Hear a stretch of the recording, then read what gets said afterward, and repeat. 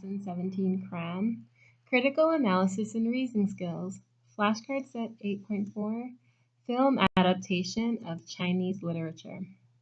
As you read the passage, or view the reading of the passage rather, you'll notice a few selections of highlighted text.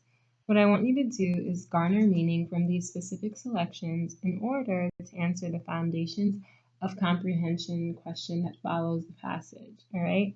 This question will require you to demonstrate that you know how to recognize an accurate paraphrase or summary of the central theme of the passage.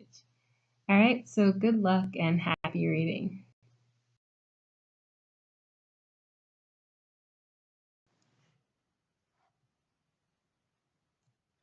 Paragraph 1. The studies of adaptation tend to privilege literature over film, but not the other way around, and assume that a film adaptation has certain responsibility to remain faithful to the spirit of the text upon which it is based. The main purpose of Hsu Huang Detman's book, adapted for the screen, The Cultural Politics of Modern Chinese Fiction and Film, I would argue, is to provide some alternative thoughts besides. This assumption of how film and fiction should be viewed in adaptation studies. Detman is interested in how filmmakers have gone about the business and art of transposition from one medium to another. This transposition and the processes involved in it, in turn, enrich our understanding of the interconnectedness of the cultural context of texts and artists in Chinese films and fictions. In other words, Detman does not simply deal with the issue of what can be transferred in moving from fiction to film, namely narrative, and what cannot be. More importantly, she investigates the distinct ideological goals of writer and filmmaker that contribute to the differences between text and films. Paragraph 2. Detman looks at the connections between film and fiction in the context of various Chinese communities on the one hand and contemplates their differences on the other hand. For example, one case study that Detman uses to illustrate gender politics is the adaptation of Su Tong's novel Wives and Concubines into Zhang Yimou's film Raise the Red Lantern.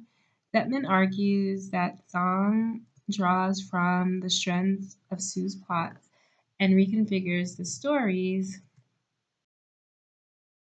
narrative codes, notably transforming a key symbolic site in the novel. A defunct meaning no longer functioning, definitions are not a part of the original text. Well in a back garden, into a rooftop death chamber. As a result, Song's new metaphor illustrates the important directional option of changing the staging of the story to maximize the cinematic effect. The well in the novella, a novella is a short novel or a long story, and the compound roof in the film not only map out key theoretical differences between the two texts, but the distinct approaches to the exploitation of women also reflect profoundly different conceptions of the relationship between art and society. These two metaphorical spaces, Detman suggests, not only juxtapose meaning place or deal close together for contrasting effect, the fluidity of feminine ambivalence, ambivalence meaning the state of having mixed feelings or contradictory ideas about something or someone, with the solidity of the patriarch's iron rule, but also open up very distinct imaginary space for the reader and the viewer. Paragraph 3. Many scholars argue that the one thing that literature and film have in common is narrative. By narrative, I mean a series of events. sequentially connected by virtue of their involving a continuing set of characters. Detman questions this assumption in her book.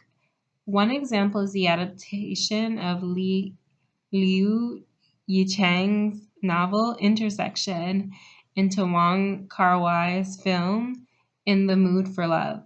In Detman's analysis, Wong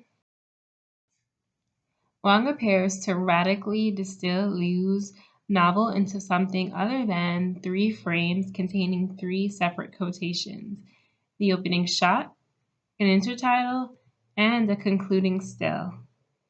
Instead of reconstructing the literary narrative, Wong creates a new storyline, thereby challenging the assumption shared by many adaptation scholars that narrative is the property that makes two media commensurable. Commensurable meaning measurable by the same standard. Liberating filmic adaptation from almost every question of fidelity. Wong's style pushes us to recognize that Detman calls what Detman calls abstract adaptation, a style that creates a new theoretical dialogue about how film and literature can intersect to reproduce aesthetic resonances. Resonances here meaning a quality that makes something personally meaningful or important to someone. Detman refuses to privilege one reading or form over another and remains focused on the distinct ways in which they have been received. All right.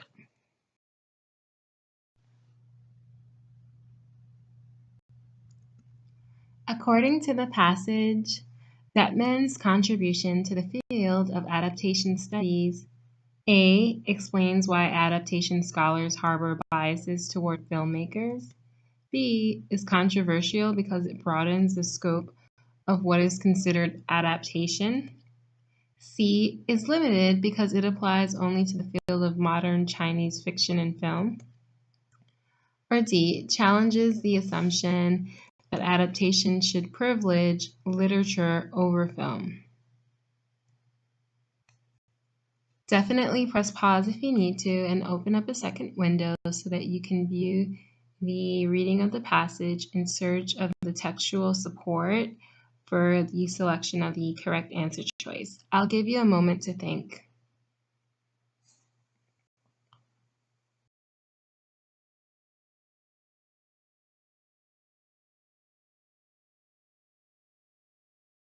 So the correct answer choice is answer choice C, but let's explore why.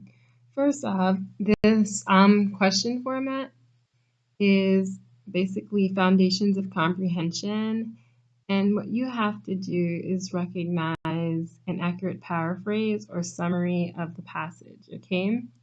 In the opening paragraph, the author notes that most studies of adaptation tend to privilege literature over film, but not the other way around, and then proceeds to introduce Detman's book as an alternative to such an assumption. Okay, so this is the premise for the correct answer. Although this can be seen as implicit, and for those of you who are not aware, implicit means in a way that is not directly expressed. So this can be seen as implicitly exposing a general bias among prior scholars. But Detman doesn't explain why the bias exists, nor does the passage mention any controversy associated with this alternative point of view. So answer choices A and B are out. Rather, the passage explores the process of adaptation and the relationship between the work of fiction, the work of a fictional writer versus the work of a filmmaker. So Detman's book focuses specifically on Chinese film and literature, but the passage doesn't criticize Detman for having this focus. So answer choice C is out as well. And this is actually a really difficult question because there are few of the answer choices that you can argue towards, but What's most clearly stated is in answer choice D, challenges the assumption that adaptation should privilege literature over film. Okay? All right.